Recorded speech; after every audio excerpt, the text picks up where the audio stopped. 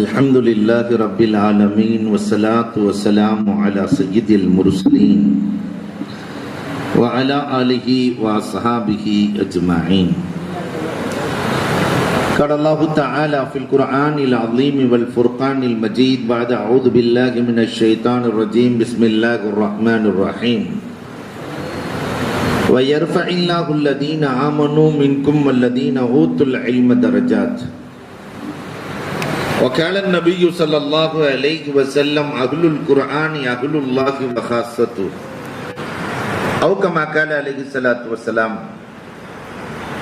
صدق الله مولانا العظيم وصدق رسوله النبي الكريم ونحن على ذلك من الشاهدين والشاكرين والحمد لله رب العالمين.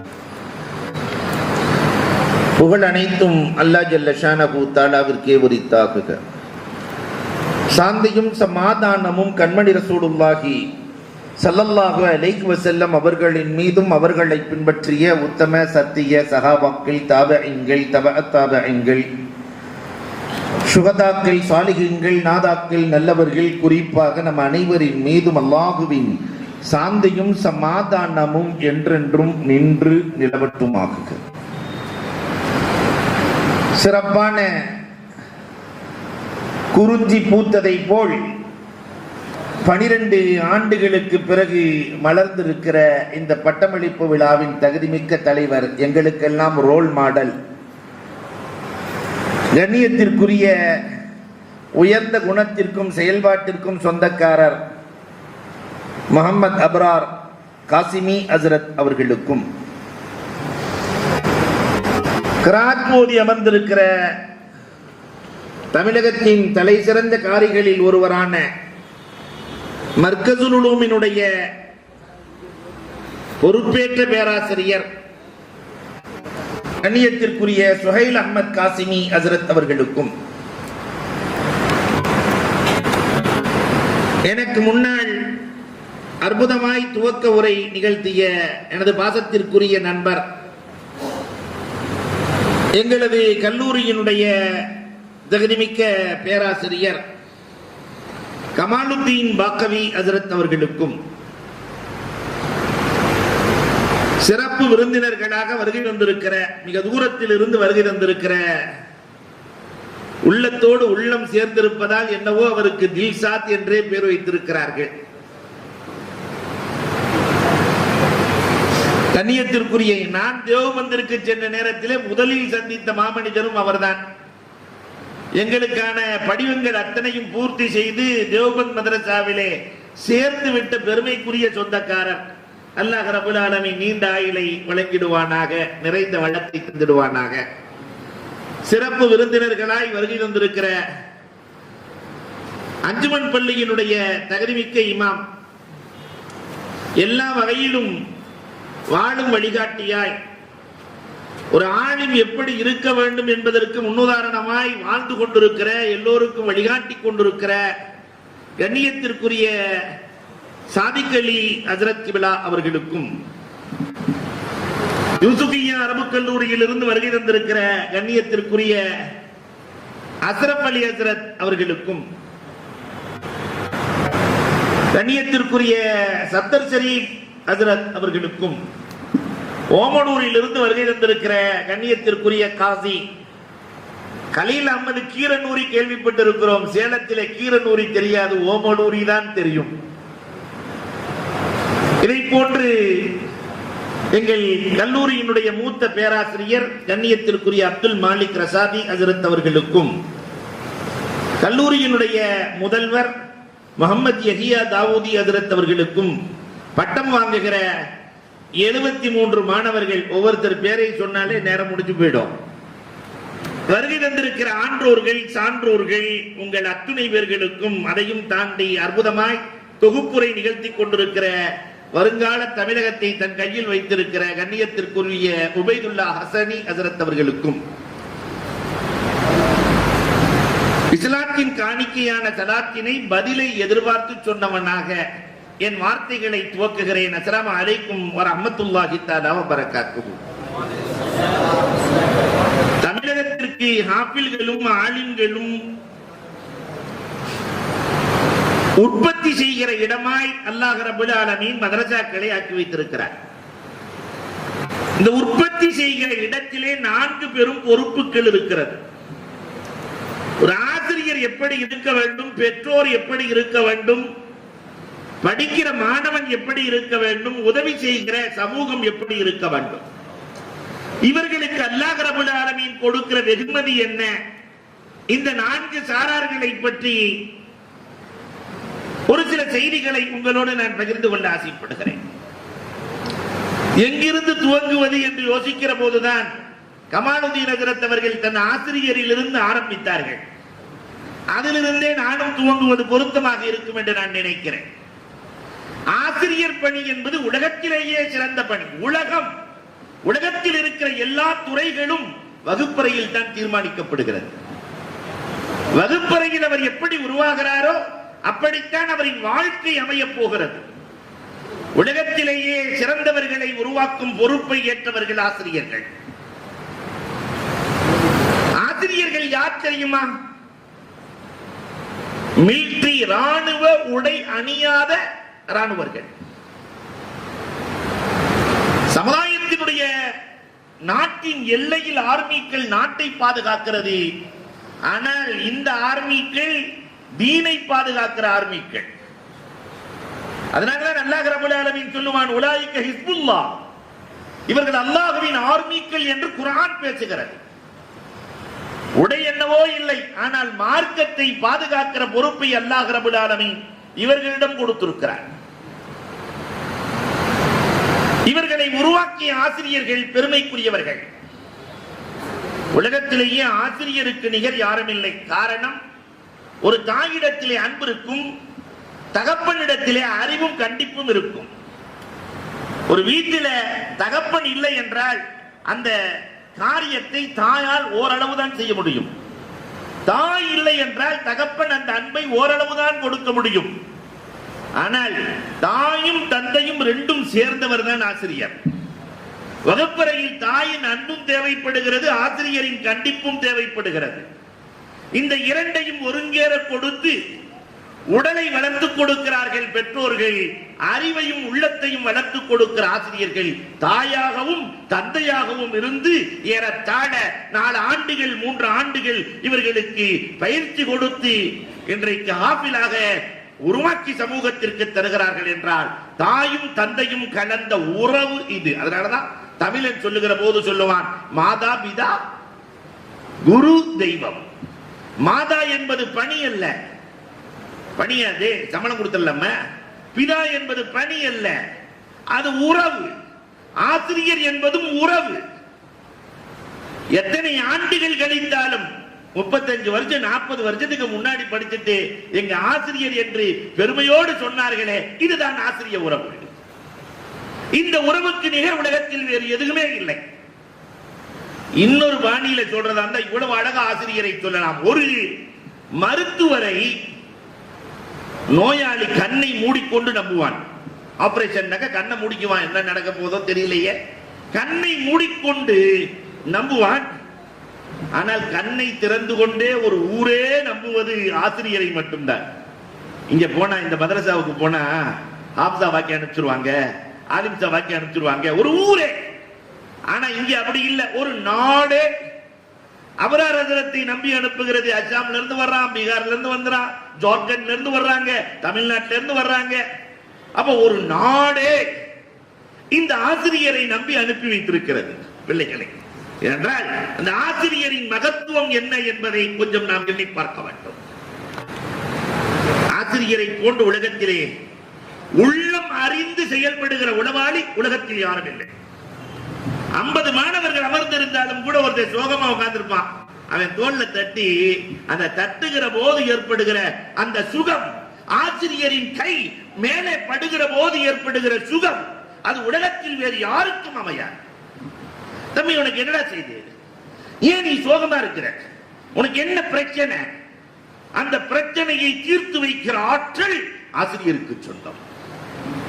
பெருமானாரின் காலத்திலிருந்து இது தொட்டு தொடர்கிறது. அபு குர்சாஃபா ரலியல்லாஹு தஆலா 8 வயசு அம்மாவும் சின்னம்மாவும் சேர்ந்துதான் வளர்க்குறாங்க. தகப்பன் இல்ல, ஆடு மேய்ப்பர். ஆடை மேய்த்து கொண்டு இருக்கிற போது பெருமானார் ஸல்லல்லாஹு அலைஹி வஸல்லம் மஸ்ஜிது நபவியில பாடம் நடத்திட்டு இருக்கிறாங்க. வந்தார், ஆட்டை மறந்தார், அண்ணலோடு இணைந்தார். என்னமோ சொல்லி தர்றாங்களே, என்னன்னு பார்க்கலான்னு போய் உட்கார்ந்தாரு. ரசூலின் வார்த்தையில் கவரப்பட்டு அமர்ந்து விட்டார். ஆடு மேயவில்லை. மாலை நேரத்தில் அம்மா பார்த்தாங்க, டே இன்னைக்கு சரியா நீ ஆடு மேய்க்கல, நாளைக்கு மேய்க்கலன்னா நையை புடைத்து விடுவேன். ரெண்டாவது நாள் ஆட்டை மேய்க்கிறதுக்கு போறாரு. பெருமானாரோடு இணைந்து கொண்டார். ஆட்டை மறந்து போனார். அம்மா மாலையில பார்த்தாங்க, நீ ஒழுங்கா ஆடு மேய்க்கலடா தம்பி, இன்னைக்கு ஒழுங்கா மேய்க்கலன்னா அவ்வளவுதான். ரெண்டாவது நாள் மேய்க்கல, மூணாவது நாள் இல்ல. அம்மா அடி அடின்னு அடிச்சு உடம்பெல்லாம் செவந்த மேனி எல்லாம் பழுத்து போனது, அடித்து கண்டி போனது. நாலாவது நாள் போறாரு. அம்மா சொல்லி அனுப்புறாங்க, அங்க இங்கெல்லாம் உட்காரக்கூடாது, ஒழுங்கா ஆட்டை மேய்க்கணும். ஆட்டை மேய்த்து கொண்டு செல்லுகிற போது இந்த ஆசிரியரின் ஈர்ப்பு எவ்வளவு என்பதை சொல்லுகிறேன். ஆட்டை மறந்தார், அண்ணலோடு இணைந்தார். அம்மா சொன்னது ஒரு பக்கம், பாசக்கரம் நீட்டுவதா நேசக்கரம் நீட்டுவதா, அன்னையை தேர்ந்தெடுப்பதா அண்ணலை தேர்ந்தெடுப்பதா. அன்னையை மறந்தார், அண்ணலோடு இணைந்தார். மாலை நேரம் பெருமானார் ஸல்லல்லாஹு அலைஹி வஸல்லம் அவர்கள் சொல்லிக் கொடுத்து கொண்டே இருக்கிற போது அபூ குர்சாஃபாவை பார்க்கிறார்கள். அபூ குர்சாஃபா, முகமெல்லாம் வாடி போயிருக்கிறதே, என்னம்மா காரணம்? அபூ குர்சாஃபா ரலியல்லாஹு சொல்லல, அப்படி சட்டையை கழட்டி காட்டினாங்க, உடம்பெல்லாம் பழுத்து போயிருக்கு, அடி வாங்கி இருக்கிறாரு. இன்று மாலை வருகிற போது உன் ஆட்டை காட்டு, நான் பார்த்துக் கொள்ளுகிறேன். மாலை நேரத்தில் இதுதான் என் ஆடு என்று காட்டுகிறார். பெருமானார் ஸல்லல்லாஹு அலைஹி வஸல்லம் தன் கையை அந்த ஆட்டிலே வைத்தார்கள். ஒவ்வொரு எட்டுக்கும் ஆடு எடை கூடியது. 8 கிலோ ஆடு வீட்டுக்குள்ள போகும்போது 28 கிலோவா போகுது. அம்மா கேட்டாங்க, தம்பி என்னடா நடந்தது? நேற்று வரை ஒன்றுமே இல்லாத ஆடு இன்றைக்கு கொழுத்து போய் வருகிறதே. அம்மா, ஒரு ஆசிரியரின் அதிசயம் அம்மா. வாழ்க்கையில் இருக்கிற எல்லா ஆசிரியர்களுமே அதிசயம்தான், எல்லா ஆசிரியர்களும் அதிசயம்தான். 1வது வாத்தியாரு உள்ள 1வது முடிச்சுட்டு 2வது போயிடுச்சு, ஃபர்ஸ்ட் நாள் கிளாஸ். 2வதுக்கு போன உடனே முதல் நாள் முடிச்சுட்டு வீட்டுக்கு வரும்போது அழுதுகிட்டே வருது. ஏம்மா அழுகிற? யாராவது அடிச்சாங்கல்ல? இல்ல. ஏதாவது பேனாவை பென்சிலை உடைச்சிட்டாங்களா? இல்ல. யாராவது அடிச்சாங்களா? கிள்ளுனாங்களா? இல்ல. வேற எதுக்கு? எல்லாரும் பாஸ் ஆயிட்டாங்க, ஆனா எங்க வாத்தியார் மட்டும் ஃபெயிலா போயிட்டாரு, அவர் 1வதுலயே தான் இருக்கிறாரு. அன்புக்குரியவர்களை எண்ணி பார்க்கிறோம், தான் கீழே இருந்து கொண்டு அத்தனை பேர்களையும் தூக்கும் வேலையை ஆசிரியர்கள் செய்கிறார்கள். உள்ளம் அறிந்து செயல்படக்கூடியவன் ஆசிரியர். ஆசிரியர்கள் என்பவர்கள் சாதாரணமானவர்கள் அல்ல, சிற்பி, சமூகத்தை செதுக்கும் சிற்பி. இவங்களை எல்லாம் செதுக்கி செதுக்கி செதுக்கி செதுக்கி இந்த 4 வருஷத்துல எப்படி எல்லாம் உருவாக்கி இருக்கிறார் பாத்தீங்களா? 3 வருடம் 4 வருடத்திலே ஹாஃபிதுல் குர்ஆனாக, குர்ஆனை மனனம் செய்த ஹாஃபிதாக. இன்னும் ஒரு வரியில் சொல்வதாக இருந்தால் அவர்கள் ஹம்மால். ஆசிரியர்கள் என்றைக்குமே தன் மாணவர்களை தோளில் இருந்து இறக்கி வைப்பதில்லை, எப்பயுமே தோளில். எத்தனை காலம் போனாலும் பெற்றவனும் கொடுத்தவனும் சமமாக முடியாது. ஆசிரியருக்கு நிகராக உலகத்தில் யாரும் வர முடியாது. நீங்க சமீபத்தில் ஒரு பேட்டியில பார்த்திருக்கலாம். இன்போசிஸ் நிறுவனத்தினுடைய நிறுவனர் பேர் என்னங்க? இத்தனை பேர் உட்கார்ந்து இருக்கிறோம். இன்போசிஸ் நாராயணமூர்த்தி, நம்ம தமிழ்நாட்டுக்காரர் தான். இந்த நாராயணமூர்த்தியினுடைய மனைவி பேரு சுதாமூர்த்தி. ஒரு கல்லூரியில் ஒரு கல்லூரி கட்டப்பட்டு அந்த திறப்பு விழா விளக்கேற்றி துவங்க வேண்டும். அந்த அம்மா போய், அந்த அம்மா பல லட்சம் பேருக்கு வேலை கொடுத்த அம்மா, அந்த அம்மா போய் திறப்பு விழாவுக்கு விளக்கேற்ற போகுது. தன் ஆசிரியரை பார்க்கிறது. வயசான மனுஷன் ஆசிரியரை பார்த்தோன்னு உடனே எல்லோருக்குமே ஆசிரியரை பார்க்கிற போது ஒரு ஆனந்தம்.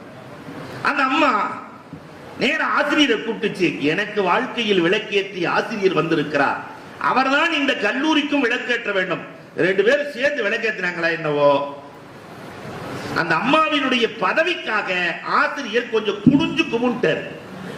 கொஞ்சம் லேசா குனிஞ்சு கும்பிட்ட அந்த அம்மா ஓடி வந்து கையை விளக்குது. விளக்கிட்டு இடுப்புல தன்னுடைய சேலையை சுரங்கி கீழே விழுந்துருச்சு. ஆசிரியர் பணி உலகத்தில் அதற்கு நிகர் எதுவுமே இல்லை. அப்ப இந்த ஆசிரியர்கள் தன்னை தியாகம் செய்து தன்னுடைய சுமைகளை எப்பொழுதுமே மாணவர்களை தோளில் சுமந்து கொண்டிருக்கிற இந்த ஆசிரியர்கள் கடைசி வரைக்கும் உஸ்தாத் தான், ஆசிரியர் ஆசிரியர் தான். ஒரு எங்க உஸ்தாத் கமாலுதீன் ஹஜ்ரத் அவர்களின் நினைப்பு வந்து விட்டது. ஒரு தடவை அந்த பணம் அறுப்பதற்காக கத்தி எடுத்து இப்படி நேரா கொடுத்தாச்சு. நம்ம ஓதி கொடுக்க வந்து 20 வருஷம், அதுக்கு பின்னாடி நான் சொல்றது ஒரு 7-8 வருஷத்துக்கு முன்னாடி கத்தி எடுத்து கொடுத்த உடனே இப்ப என்னடா லூசு பயலே, நீ என்ன ஆசிரியர் என்று சொல்ற?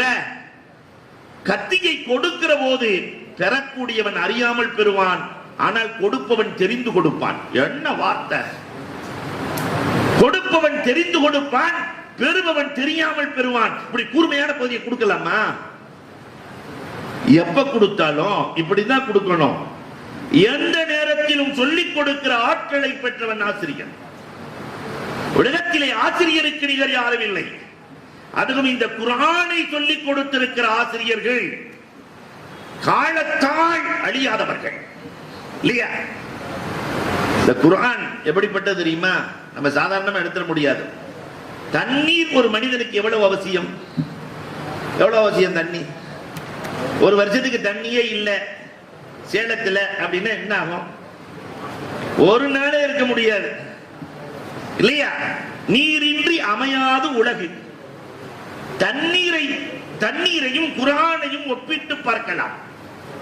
தண்ணீர் எவ்வளவு அவசியமோ இதை போல் குர்ஆன் அவசியம். தண்ணீருக்கும் அல்லாஹ் பரக்கத் என்று சொல்லுகிறான். அன்ஸல்னா மினஸ் ஸமாஇ மாஅன் முபாரக்கா. குர்ஆனையும் அல்லாஹ் சொல்லுகிற போது ஹாதா திக்ருன் முபாரக். இரண்டையும் அல்லாஹ் பரக்கத் என்று பேசுகிறான். தண்ணீரும் பரக்கத்து தான், குர்ஆனும் பரக்கத்து தான்.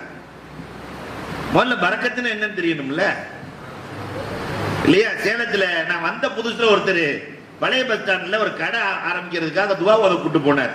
சரி, நல்ல நோக்கத்துல தான் கூட்டு போறாருன்னு சொல்லி சேலம் பஸ் ஸ்டாண்ட் பழைய ஆளுகளுக்கு தெரியும் இல்லையா? அப்ப அங்க போன பின்னாடி தான் தெரியுது பரக்கத்து லாட்டரி சென்டர். அங்க பக்கத்திலேயே பிஸ்மில்லா லாட்டரி சென்டர். அஜத்து துவா போதுங்க அஜத்து பரக்கத்துக்கு நவுது பில்லா. அன்புக்குரியவர்களே, கொஞ்சம் எண்ணி பார்க்க வேண்டும். அந்த நேரத்தில் நம்ம ஹரக்கத்தாகிறதா பரக்கத்தாகிறதா? அன்புக்குரியவர்களே, முதலில் பரக்கத் என்றால் என்ன என்பதை புரிய வேண்டும். ஒன்று ஒன்றாகவே இருக்கும் ஒரு லட்சத்தின் வேலையை பார்க்கும் பரக்கத். இங்கே ஒரு ரக்காத் தொழுதா ஒரு ரக்காத் தான், காபத்துள்ளால ஒரு ரக்காத் தொழுதா 1 லட்சம். ஒன்று ஒன்றாகவே ஒரே குர்ஆன் தான்.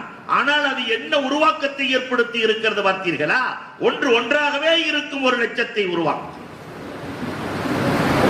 குர்ஆன். தண்ணீர் எப்படி உயிர் வாழ அவசியமோ உள்ளம் வாழ குர்ஆன் அவசியம். தண்ணீர் என்பது சிஃபாஉல் அப்தான், உடல்களுக்கு ஆரோக்கியம் தண்ணீர். உள்ளத்திற்கு சிஃபாஉல் லிமா ஃபிஸ் சுதூர் குர்ஆன். குர்ஆன் இல்லாமல் உள்ளத்தை சரி செய்யவே முடியாது. அதனாலதான் நீங்க எல்லாம் குர்ஆனை பெற்றிருக்கிற காரணத்தினால் அல்லாஹ் கொடுக்கிற, இங்க நிறைய அன்பளிப்பு இருக்கு. அல்லாஹ் கொடுக்கிற அன்பளிப்பு 5. அது உங்களுக்கு மட்டும்தான் அல்லாஹ் கொடுக்கிறான், வேற யாருக்கு இல்ல. என்ன தெரியுமா? அல்லாஹ்ட்ட இருக்கிற அன்பளிப்பு ரிஸ்க். ரிஸ்க். இரண்டாவது ஆரோக்கியம், அல்லாஹ்வுக்கு சொந்தமானது. மூன்றாவது நிம்மதி, சுகூன். நான்காவது இஸ்ஸத். ஐந்தாவது இல்ம், அறிவு அல்லாஹ் கொடுக்கிறது. இந்த 5 அல்லாஹ்வின் புறத்திலிருந்து உங்களுக்கு கிடைக்க போகிறது. ரிஸ்க்லயே உயர்ந்த ரிஸ்க். ஆலிம் மாதிரி வாரத்துல 5 நாள் பிரியாணி சாப்பிடுறாள் யாராவது இருக்கா? கொஞ்சம் யோசிச்சு பாருங்க. ரிஸ்க்லயே உயர்ந்த ரிஸ்க் அல்லாஹ் கொடுக்கிறது. மத்த ஆள் இதே மாதிரி வாரத்துல 5 நாள் பிரியாணி சாப்பிட்டா அட்டாக்கு வந்து மௌத்தா போயிடுவார். ஆனா நம்மால் அப்படிலாம் இல்ல. ஆயத்தை ஓதுறது இல்ல, அட்டாக்கெல்லாம் சட்டாக்கா போயிடும். ஜம்முன்னு ஜாலியா போவார். உலகத்திலேயே நிம்மதியாக இருப்பதும் யாரு? என் மாத்தால ஒரு உஸ்தாத் இருக்காங்க, டவுன் பஸ்ல கொரட்டை விட்டு தூங்குவாங்க. யாரும் சொல்ல மாட்டேன்.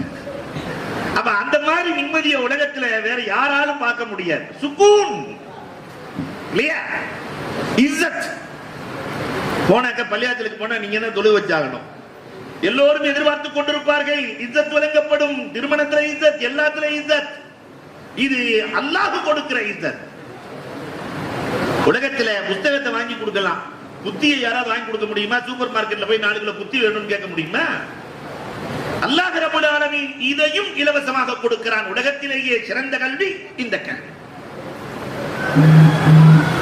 தண்ணீர் இறங்குதலை உலகத்தில் யாரும் கை கொண்டு தடுத்து விட முடியாது. வானத்திலிருந்து இறங்குற தண்ணியை யாராவது தடுக்க முடியுமா? குர்ஆனின் இறங்குதலையும் உலகத்தில் யாராலும் தடுக்க முடியாது. குர்ஆனின் வருகையை உலகத்தில் யார் தடுத்து நிறுத்த முடியும்? குர்ஆனின் தண்ணீரின் கத்ராக்கள், மழையினுடைய கத்ரா இருக்கா இல்லையா, துளிகள், இதை உலகத்தில் யாராவது எண்ணியவர்கள் இருக்கிறார்களா? மழை துளி எத்தனை என்று. இதை போன்றுதான் நீங்கள் பெற்றிருக்கிற குர்ஆனினுடைய கல்வி ஞானத்தையும் உலகத்தில் எண்ணியவர்கள் யாரும் இல்லை. எல்லா ஞானங்களையும் உள்ளடக்கிய மாலிகுல் குர்ஆன் இல்லையா? இன்னைக்கு எல்கேஜி யூகேஜி 10 kg தூக்கிட்டு போகுது.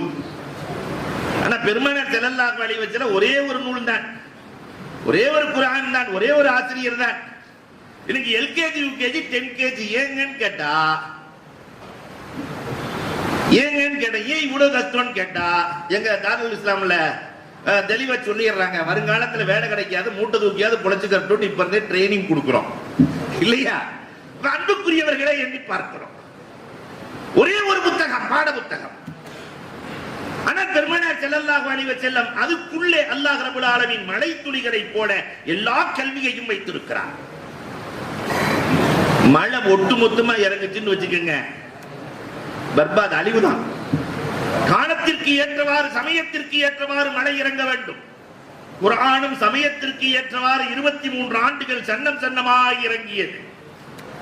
மழை நீர் பூமியில் படுகிற போது உறங்கிக் கொண்டிருக்கிற விதைகளை தட்டி எழுப்பும். குர்ஆனும் இப்படித்தான் இறந்து போன இதயங்களை தட்டி எழுப்பும். துஃபைல் இப்னு அம்ர் பெருமானார் பைத்தியம் என்று சொல்லி கேள்விப்படுகிறார். நான் வைத்தியம் செய்கிற மருத்துவன் என்று உள்ளே நுழைகிறார். முதலில் அபூஜஹிலை தான் சந்தித்தார்.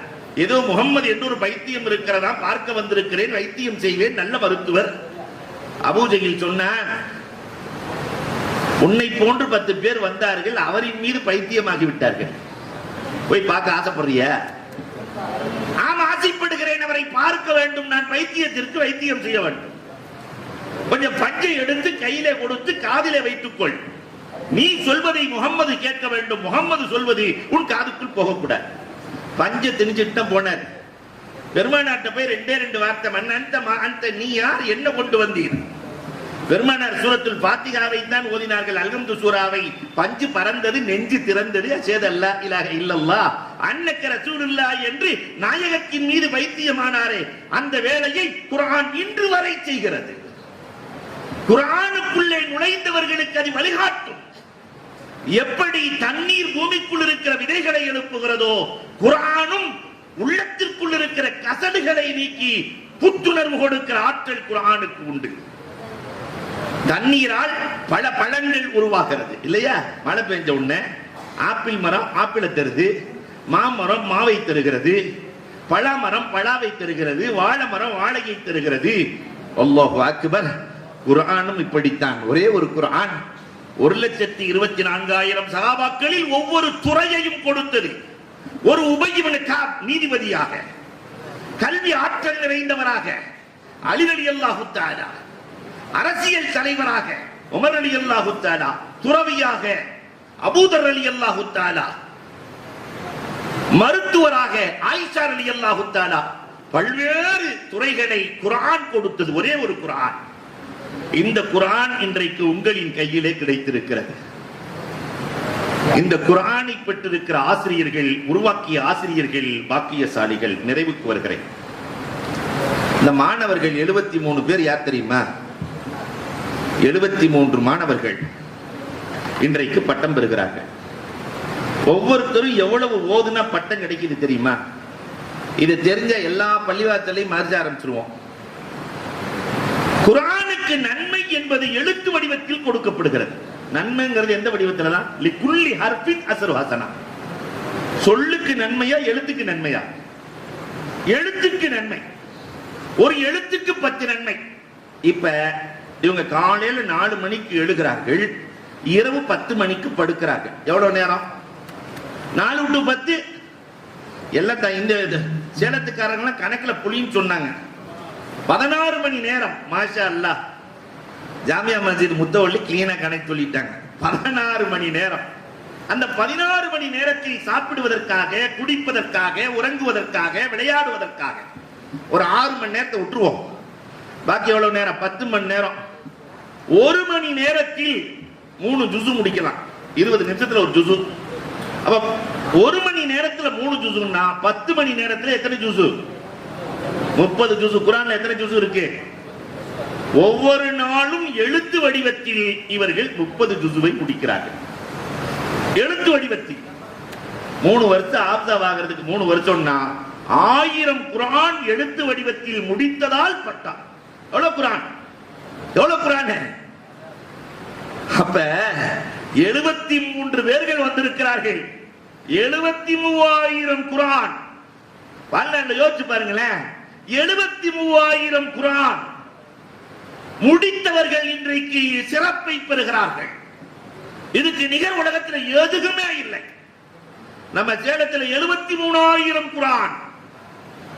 ஒரு மதரசா நடக்கிறது, இப்ப நூருல் இஸ்லாம் நடக்குது, இங்க நடக்குது அப்படின்னு சொன்னா இப்சு மதரசாக்கள் மட்டும் ஏறத்தாழ ஒரு 7-8 மதரசாக்கள் இருக்கிறது. எல்லாம் சேர்ந்து ஒரு 300 மாணவர்கள் என்று வையுங்கள். ஒவ்வொரு நாளும் சேலத்திற்குள்ளே ஒவ்வொரு நாளும் 300 குர்ஆன் முடிக்கப்படுகிறது. 300 குர்ஆன். இதனால் சேலம் பரக்கத்தை பெறுகிறது. இதனால் நிம்மதி கிடைக்கிறது. இதனால் சந்தோஷம் ஏற்படுகிறது. இதனால் ஆனந்தம் ஏற்படுகிறது என்பதை இந்த சமூகம் உணர வேண்டும். உண்மையில் இவர்களை அனுப்பிய பெற்றோர்கள் பாக்கியசாலிகள். நாளை மறுமையில் அவர்களுக்கு அல்லாஹ் பரிசு தருவான். நிறைவாக இதை உருவாக்குவதற்கு உதவி செய்கிற உதவியாளர்கள், இவங்க இதை மட்டும் நினைச்சுக்கங்க, நான் போய் உட்கார்ந்துருவேன். 2 பேத்துக்கு கொடுக்கறதுனால மறுமையில அல்ல, இந்த உலகத்திலே அல்லாஹ் கொடுத்துறான். 2 பேர் அவர்களுக்காக நம் சம்பாத்தியத்தில் கொஞ்சத்தை கொடுத்தால் அல்லாஹ் இந்த உலகத்திலேயே ரிட்டர்ன் கொடுக்கிறான். அது யார் தெரியுமா? முதலில் பெற்றோர்கள். சம்பாதிக்கிற காசை தூக்கி வாப்பா கையில கொடுத்து நீங்க கொடுங்கன்னு கேட்டா அல்லாஹு அக்பர், அல்லாஹ் புலகாஞ்சிதம் அடைந்து விடுவான். 2வது கல்விக்காக கொடுப்பவர்கள். கல்விக்காக கொடுத்து விட்டால் கல்வி உயிர் போன்றது. அல்லாஹ் இந்த உலகத்திலேயே பகரம் தருகிறான். அன்புக்குரியவர்களே, இந்த 4இல் ஒன்றாக நாம் இருக்க வேண்டும். 5வதாக ஆகிவிடக் கூடாது. அல்லாஹ் ரப்பல் ஆலமீன் இந்த மதரசாவை கபூல் செய்தருள்வானாக. இதற்காக யாரெல்லாம் உடலால், பொருளால், உள்ளத்தால், துஆவால் உதவுகிறார்களோ எல்லோருக்கும் அல்லாஹ் ஈருலக வாக்கியங்களை நல்குவானாக என்று கூறி வாய்ப்புக்கு நன்றி கூறி விடைபெறுகிறோம். வாஹிரு தஅவானா அல்ஹம்துலில்லாஹி ரப்பில் ஆலமீன்.